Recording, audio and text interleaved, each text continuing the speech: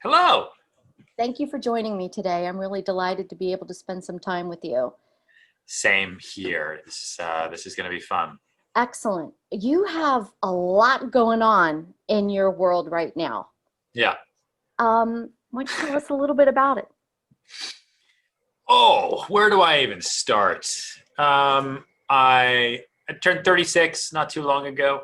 I've been in real estate for 12 years, got into it the day Lehman Brothers filed for bankruptcy in 2008. And in 2020, in the middle of the pandemic, when 600,000 people fled New York, which is my home base, I decided that was a great time to start a residential real estate brokerage. But we don't really call it a brokerage. We call it a real estate company because we do a lot of different things. And in 2020 and 2030 and 2040 and 2050, I don't think any one company can be successful doing any one thing. There has to be a funnel, and there has to be multiple different ways that you bring in business and water the same oak tree, if you will. And so our oak tree is real estate sales, in the United States, predominantly in New York. And, our branches are everything that come from that. So, I've got my second book coming out in January. I wrote that during quarantine as well, because I wasn't allowed to leave my house. And so what else was I going to do? We have our online course, which is our sales course, which is rapidly growing and really exciting. We built an amazing member base. We're just about 5,000 agents now in over 100 countries, who are all crushing it and learning and engaging, and we're doing things with them every day, which is really cool. We have a podcast coming out with iHeart Radio that we were recording left and right to put that out in January. We have more courses, sales, and building the brokerage from the ground up. I also have a baby. She's still there. Building a house. That's happening. Lots of stuff. Lots of good stuff. And if you don't mind, what I'd like to do is kind of circle back to some of the things that you mentioned, because Sure. I do have some specific questions around those things. Sure. But Can I just say first that I love your hair. oh, thank you. It's great. Thank you. I call it my happy accident. So Oh, that's what I'm going to start saying. excellent. That's what I'm going to start saying. My happy accident. Got to find the clouds, silver lining in every cloud, right? Yeah. Okay, so listen, the real estate company and the branding with Serhant and everything that you're doing, was this, pandemic, was that a happy accident or was that by design? Because that's a risky move, right? Well, I definitely didn't plan for the pandemic, and so it wasn't by design. I would say that, this is something that I've wanted to do for a long time. And for the people that work with me, close to me, that have been with me for a long time, they're aware. And we've always thought about real estate sales differently. We've thought about personal branding differently. We've always moved incredibly fast. We have always taken action very, very quickly. And we've tried to think outside the box because, unlike a lot of the country, and I see this now with our course members all over the country and all over the world, the real estate market is on fire right now everywhere. Average days on market is like 7 days in a lot of places. There's no inventory. Everyone got locked in their house for quarantine and decided to go buy new homes. In Manhattan, that's a bit different. And there's a lot of inventory here. There's 6 years of inventory here. There's 10,000 apartments on the market that are actually on the market. That doesn't include shadow inventory for things that are being built, for things that haven't even been listed. So, I've always had to figure out, okay, how do I cut through the noise? How do I make a difference? How do I get people to pay attention? And the attention is what, as a salesperson, I've always needed to find a way to get, both through myself, so people would pay attention to my brand and my properties, but also to the properties themselves. And I learned how to do that through $1 Million Listing. And I learned what reality TV, which is something everyone told me not to do. I learned what that could do as far as attention and what it could do for me building my career. And then I learned what digital media could do, what the power of YouTube could do, what videos, and then we built our own media company. And now the brokerage that we've created now is, as far as I know, is the only real estate company out there that has an in-house film studio that is legitimately supporting our agent brands and building our agent brands and supporting our properties. Like I think we shot 4 or 5 property tours like this morning. Wow. And we became a legal brokerage on Thursday last week. So, we're trying to do things differently. I would say the one thing that COVID helped us with, and it's a weird thing to say, like, because it hasn't helped anybody and it's been pretty terrible, but it gave us time to really think and contemplate. And yes, there was a period of time where I had second guesses about the future, and is this the right way to do it? And are people ever going to buy apartments again? And is New York dead? And what am I going to do? But New York always bounces back, and it's a very resilient city, and it's an amazing place to invest in real estate.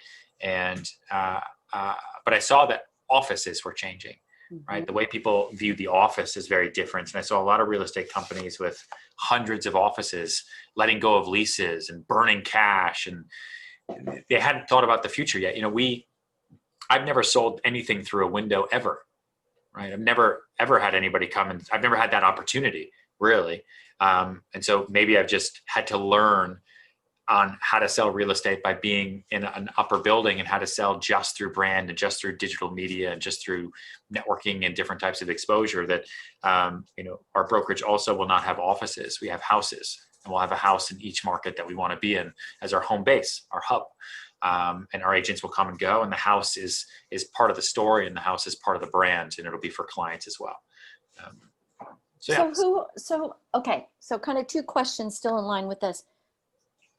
Who is the agent that your brokerage is designed for? The agent we're designed for is the entrepreneurial one, the one who's forward thinking, the one who wants to do more tomorrow than they did yesterday, the one who's hungry, and the one who isn't planning for tomorrow, but they're planning for 2030, and building a business today that will be very rewarding today, tomorrow, next year, year after. But how do you build a career today that is not just sustains you for the next decade, but sets you up where you're ahead of the game in the next 10 years? And, so take it, we just crossed 1 million subscribers on YouTube, and YouTube just sent me this massive plaque. And, we started on YouTube when I saw people stopped watching TV as much, right? I mean, there was a good 5 years there where people would point at me on the street and say, "You're that real estate guy. Do you want to sell my apartment?" Sure. And I was a walking billboard for real estate. Now that still happens, and it still happens all over the world, and it hasn't changed. But, with people cutting the cord and going to streaming and using their phones, I would do showings, and I would have kids walk in on YouTube, and they're the ones telling their parents what to look at because they're being dragged to these property tours anyway. And so we said, you know what, we got to get on YouTube and get ahead of the game. We want to be the most followed residential real estate brand in the world. And it took us 3 years, but we got there. So, we're looking for agents that, understand everything and also want to help build their own brands. We're not a company that's fueled by unlimited growth because we need to appease investors, or we want to just put our brand out there. I've spent the last 12 years putting my brand out there. Now it's time to invest into our agents' brands and help them build it with resources that other brokerages just don't have. I think everything that you're doing, it does fill a big gap in our industry. And I think it's really amazing, this vertical aspect of what you're offering with everything being in-house and accessible. And I also think it tells a really powerful story to your client, right? To your potential client, about the standard and how it can be executed very well across the board. So, yeah. So 2008 is when you got started in real estate. I know the whole story. It was kind of out of absolute requirement, got to make some money, got to pay the rent. What would you tell your rookie self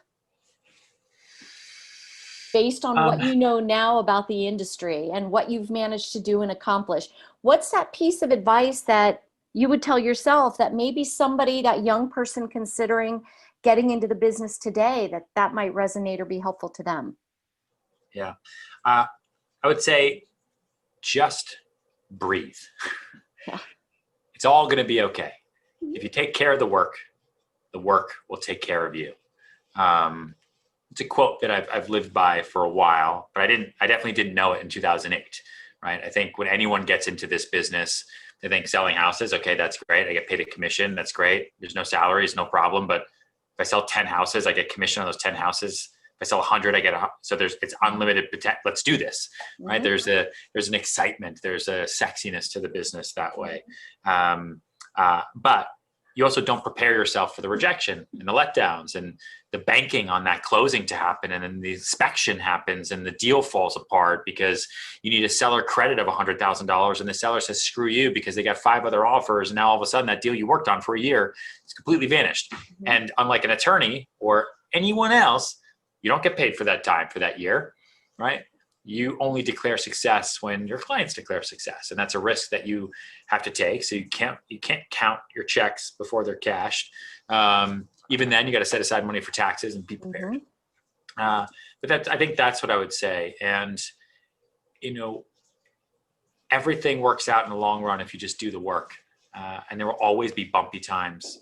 Like and everything's relative, if I look back to 2011 now, like, wow, 2011 was pretty great. Like that was a good year. Oh, those are good deals. Let me look at the oh, wow, that's things were happening. But during 2011, it was terrible. Like still great recession, still so hard. Every deal was so brutal. Should I do real estate? I don't even know. But in hindsight, things are pretty great. Thank you for that. I want to shift gears. I want to ask you about listed. Yeah. So, totally forgot about that one. One of the ideas that we had, that we've had for a while and just didn't know exactly how to execute until we figured it out was, we want to create agent brands because it's the agent's brand that drives the business. I'll help. My brand will help. The brokerage will help. The resources will help. But I want to create, I want to take Bob Smith and I want to make him a superstar in this business with whatever makes Bob Smith authentically great. This isn't about masking. It's not about putting them out there in the limelight and saying, dance monkey. It's like, what makes you special? And let's use my exposure and the exposure that we've built for 12 years and put it behind you, with a shotgun. And one of the ways that we decided to do that was everything that I was able to do on $1 Million Listing by having a show that I could go to sellers and developers with and say, listen, I can put your property in front of everyone that every other broker can. I have a great network, just like everybody else. All the listings are on the MLS anyway, but I have a television show that airs to 25 million people, and I can sell this on the show, but I can also put you on TV and you can showcase how beautiful your house is to the whole world. And that's a great thing because a lot of the people we work with, they spend a lot of money building out their houses. But I can't guarantee that kind of exposure for every agent at my brokerage, and I wanted to do a lot more than like Instagram. So we worked with YouTube and we came up with basically the first digital real estate media network of its kind, where we've now put into production 7 different shows that all star Serhant agents or will star them that are real estate focused, but they all have different spins. And, I think my hope for it is that, back when HGTV first started, it's like, what is this? A television channel? And if you remember, it was a long time ago. It's a weird television channel, that looked cheap, that was dedicated to home and gardening. Like, what? Why would you ever watch that? And now it's probably one of the most valuable TV networks in the world. Their ratings will beat like primetime sports a lot of times. And I think Listed can do that for the next generation. So that's why I talk about being there for 2030 and not just 2020 and kind of building this machine. So, next week, actually on Tuesday and Thursday, our first 2 shows will premiere. One is called 3 in a Million, which is where we take 3 strangers and we take them through a multi-million-dollar apartment. And so we do a property tour, we show it. And the one who can guess the asking price, the closest, gets $100.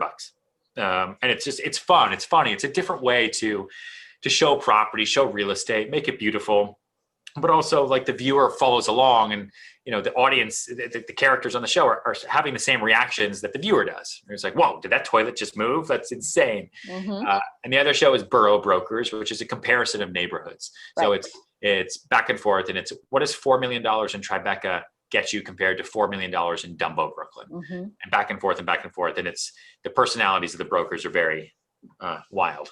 And so it's definitely entertaining. And then we have a bunch more, and it's exciting. It's different. I've got to tell you that, the snippets that I've seen in the pieces, I love it because there is, the word that I used for each one was flavor. Each one is distinctive and has this flavor. Yeah. But across the board, it's just fun. It's the kind of stuff that we need right now.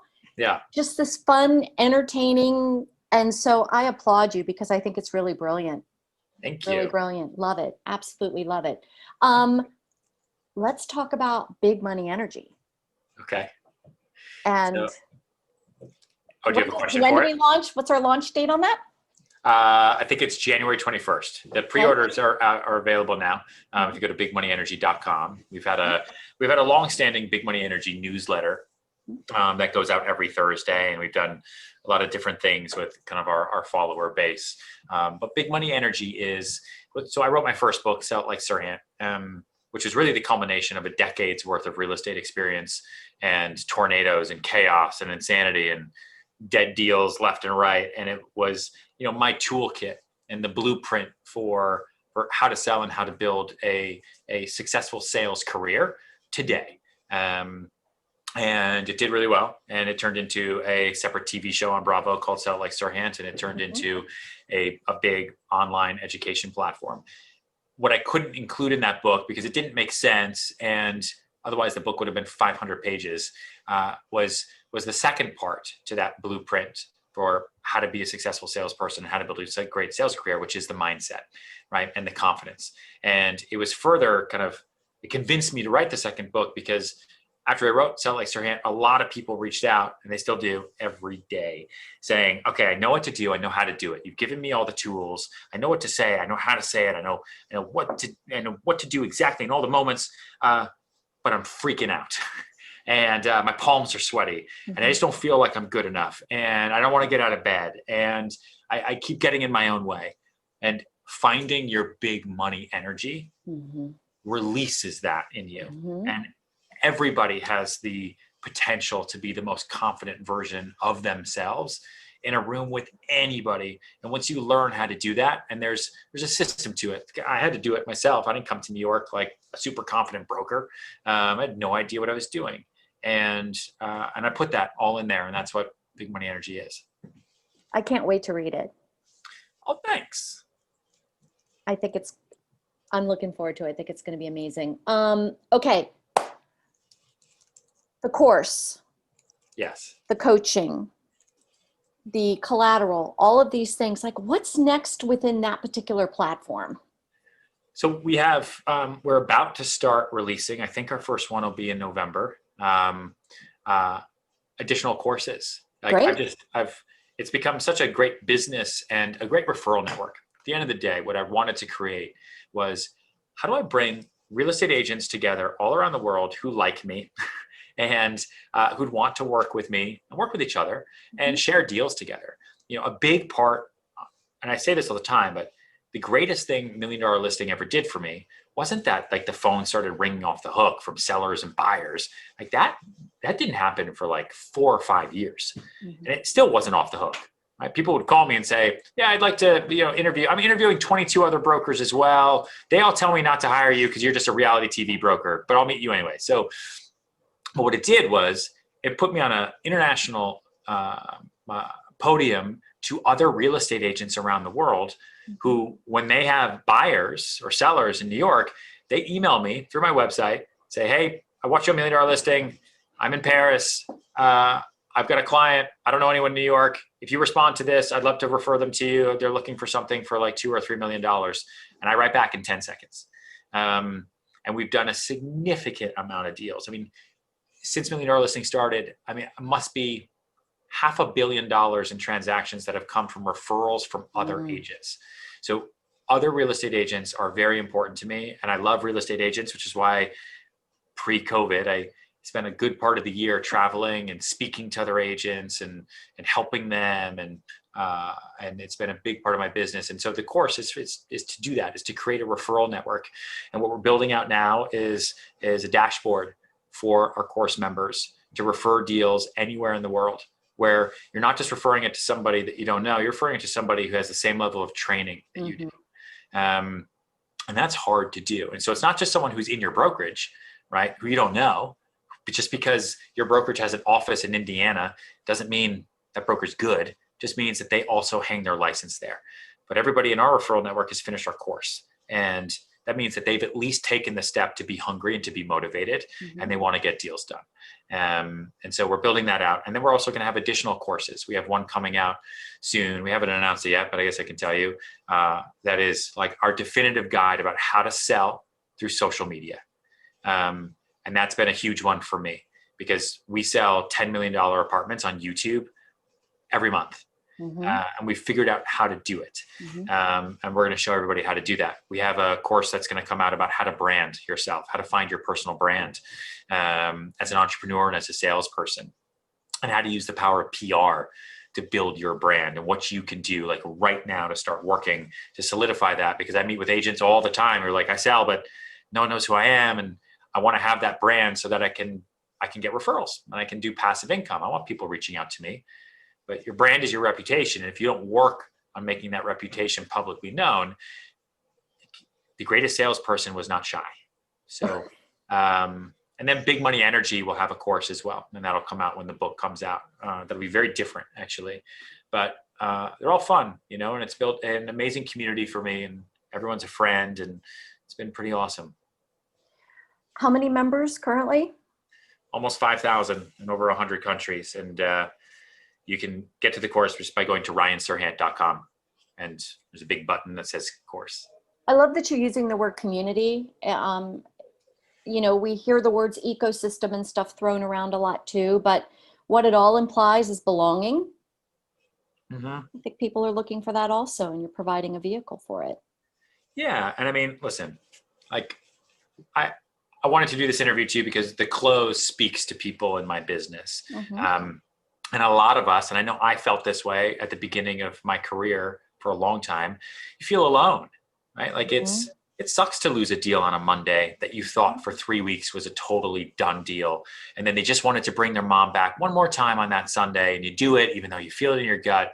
And then Monday morning, you wake up to that email that just says, sorry, my mom just didn't like the street, you know, and who do you talk to? Your manager who's dealing with everybody else. If you have a business partner, like, sure, you know, if you're on a team, okay.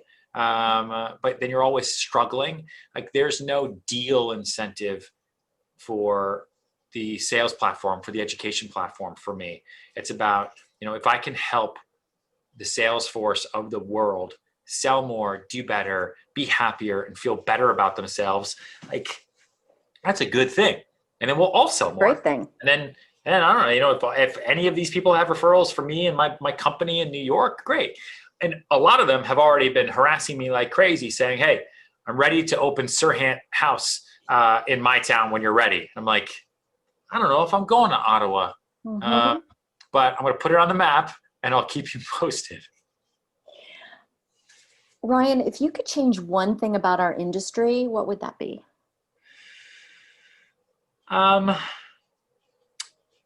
So I guess I have two answers to that. How do I want to answer it? I mean, first and foremost, in the United States, okay, I would change our dependence. This might not be a fun answer, but I would change our dependence on the listing price. In Australia, there are no listing prices, and they have one of the most robust real estate markets in the world. There are 30-day agreements. Sellers cover listing, marketing, and materials. And you have reserve prices. And auction isn't a negative word. And people preview properties for 30 days. And whoever prices the highest is the one who most likely will end up with the house. And it is a healthy, fast, kind of in the market now moment.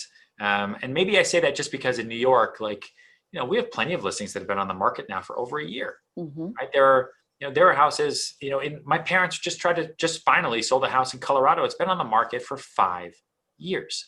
Like what? And that's, you know, and that's a lot of people. Like what else? I mean, think about any other product. Like when was the last time a company let a product sit on the shelf for 5 years and didn't touch it and didn't adjust it and didn't move it and didn't change it. So, but it's because of the listing price, right? People walk down that aisle and they're like, I don't think that's worth that. And, and so it's like, what is life worth to you? What is your time worth? Like, what's the opportunity cost of that dollar? So I think our dependence on that. And what I would also change is, something that we're working on a lot is our dependence on the brokerage for the brokerage's brand. Like agents need to exist in their own world. And that's what we're building. And I'm not saying that we're just an umbrella and, every agent's going to exist kind of around us. Like, we have resources to make agent brands and to blow them up and to make them spectacular and to make every agent who works here a household name. Because that's what's going to drive their business. And that's what I care about. It's not about the brokerage, right? It's about the company. It's about the agents that make the brokerage, because without the agents, there is no brokerage. Agent centric. Yeah. Do you consider yourself to be an industry leader? Oh, I don't know. I think people call me that a lot. But that's a weird title to give myself. I don't know. I don't know. Okay, well, I'm going to call you one. Okay. And since I'm throwing you in that bucket, I guess the question that I'd like to ask you is, thinking about the way things exist in any market across the United States, the conditions, like all of it, what do you think is required of industry leaders now in order to help members of the industry the most? You have to be flexible. You have to adapt. You have to step up, and you have to get personal. Like, this is, especially when people are going through a tough time, and especially as the world is changing left and right. Like, if you look at my email signature, I am not a CEO. Like, the company has my last name because I couldn't think of any other name that would make sense for the brand. Unfortunately for me, people know my last name and they connect it to real estate, and only 10 other people in the world have my last name, and they're all family. So there you go. It's better than Flower Box Realty. So, I think that, company leaders and industry leaders need to focus on the people and focus on the consumer and stop focusing on themselves as much. And stop focusing on the money. Like, do you take care of the work will take care of you. I don't know. This was just my thoughts, though. No, I think that's a great thought. I'll chime in and say, I think that more leadership is required. People need to step up. Yeah. I mean, you're doing it in a great way. Yeah, I think, yes. I do want to be careful, though. And I think we see this right now. Like, a couple hours ago, the leadership in New York just shut down Brooklyn and Queens. Yeah. And I don't think that that's okay. And I don't think government was ever set up to have such overreaching power, right? And it's to really destroy businesses. I think that there is science, and I think that there are facts, and I think that, as adults, we can make educated decisions. And I think if you're high risk and there's a virus going around, I think you stay at home. Right. I think you don't go outside. If you're not high risk and you want to go to work because you need to pay your bills, I think you go to work. And I think you wash your hands. You can wear a mask and everything's fine. It's great. Like, this isn't the first time this has happened. But I think there's a lot of agendas around what's going on right now. And I think that leaders too need to be a bit more outspoken. I think everyone's nervous. Everyone's so PC. Everyone's so sensitive. Everyone's afraid of losing business by speaking their mind.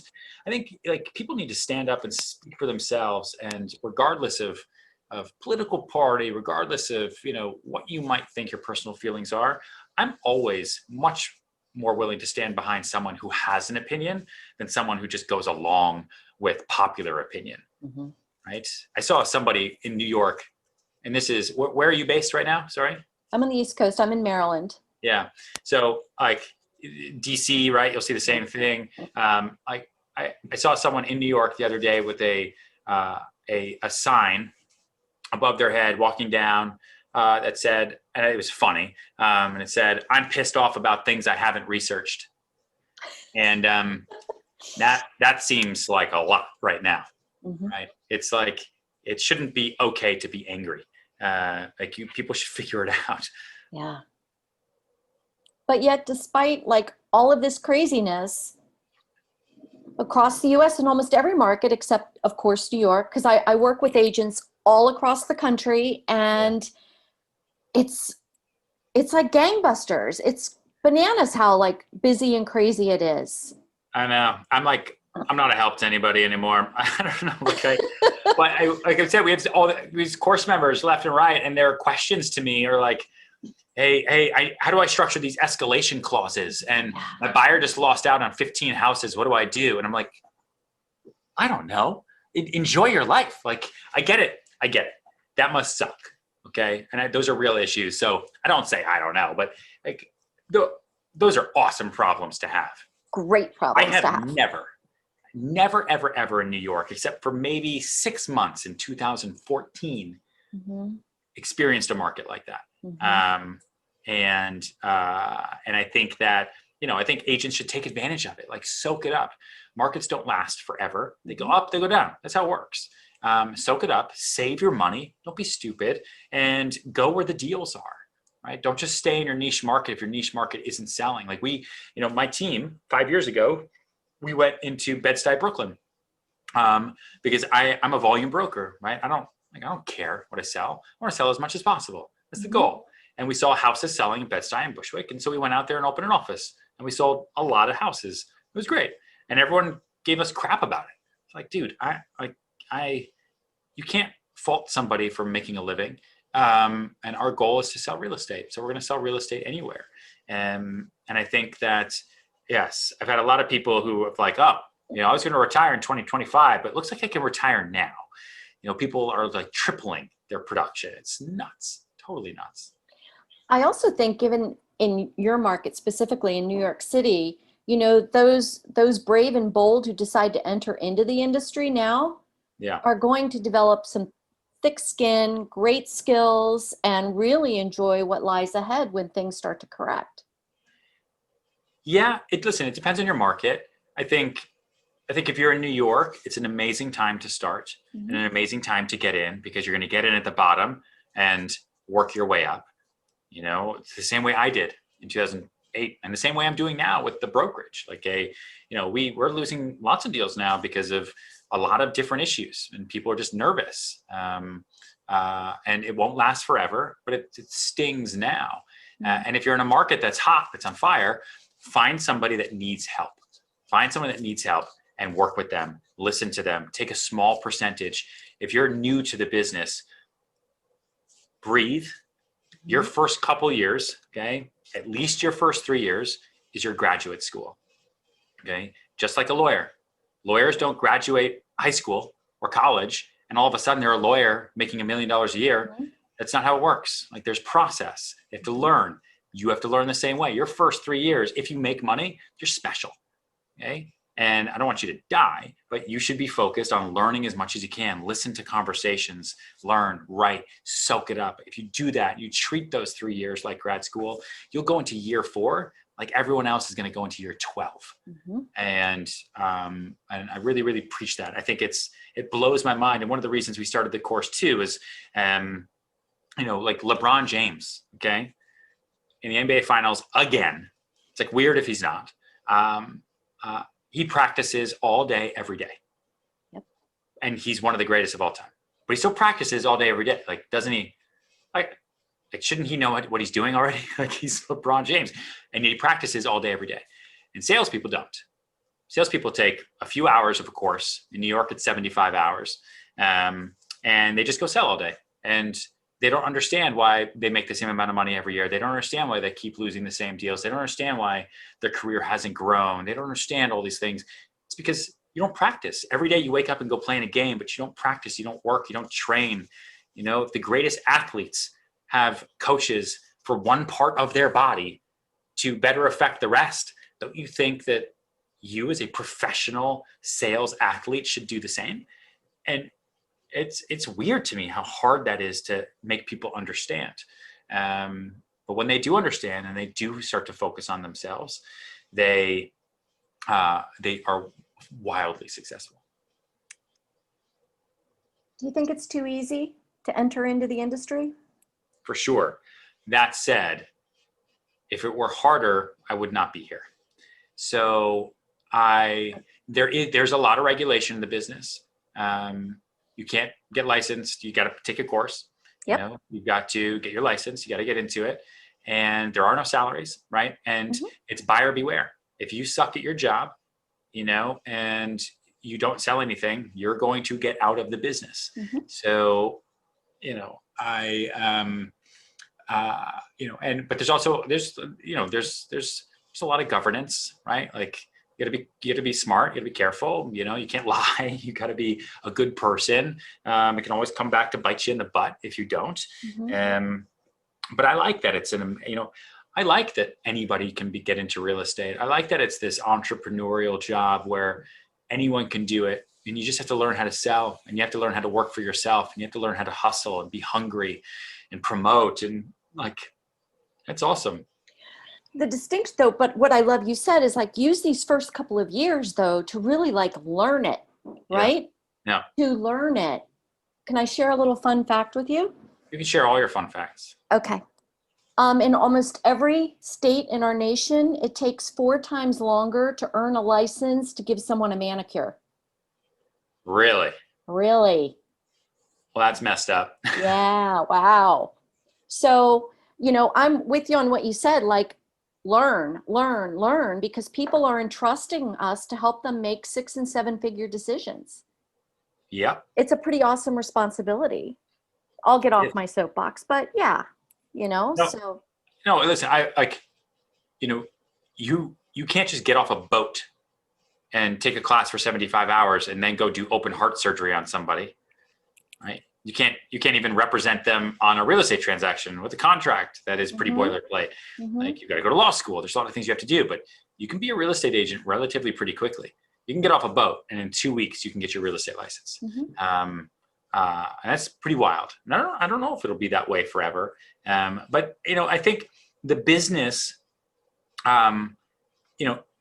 eats its own a lot because it is very difficult. For sure. And the turnover rate is, you would know better than me. In New York, it's something like 80% of the agents who get licensed quit in the first year. Because I think a lot of people feel like they're owed something by life. And I think they want as much as they want to be wealthy and be their own boss, they don't, right? They want to have their weekends. They want to have their 5 PMs. They want to have their salaries, right? They don't really want growth. And it makes them feel a lot better to complain about the lack of what they don't have than it does actually go out and work for it and get it. And I don't know. So, well, you've used the words entrepreneurial a couple times, and I think that's part of it. I'm not so sure that we really prepare people for the fact that they're putting themselves into business. And you put yourself in, you're going to take yourself out. You give yourself a raise, you starve. It really all comes down to the decision that you make. Yes. Yeah. And if they're smart, they invest in themselves and in their businesses and in the right courses and the right training and the right coaches and mentors to help bring them up. So. Yeah. And listen, another reason I think we're, and maybe my team would tell you this as their first reason why they think our brokerage is separate and different and why the course is separate and different is I'm not a CEO. I'm not a fund manager. I'm not a guy who thought that residential real estate was a good business to get into. I'm an active real estate agent all day, every day. I'm in the middle of a lot of different deals all day, every day at all different price points. And I love this business and I love agents and I'm actually in it and I'm actually doing it. So when I talk to our members and I talk to my agents, I talk to them about the deals that I'm doing right now and they help me, I help you, we're doing this. I'm not talking to them about things that are in the past. I'm not a coach, right? And I make that very, very, very clear because I also don't want people to get the misinterpretation that that's what I do now, because I really don't. I am a full-time broker and, we sell a lot and we will continue to do so, but we want to do more. And all of these different branches to our oak tree are a lot of the things that we're going to do. Thank you so much for the time that you blessed me with today. How can we pre-order, again, Big Money Energy? Can you tell me where we can go do that? BigMoneyEnergy.com. Easy enough. We will do that. Thank you, Mr. Ryan Serhant. What an absolute pleasure to spend time with you today. Thanks, Beth. Thanks for having me. God, we got to make this work. Me too. All right. Wishing you all the best, all the enormous success. When will Listed launch? When will we be able to see that on YouTube? If you go to youtube.com/listed now, the trailers are there and it's all ready. The first show on Listed premieres, I think, on Tuesday, next Tuesday. Excellent. Thank you, Ryan. Thank you. I appreciate it. Bye-bye now. Bye.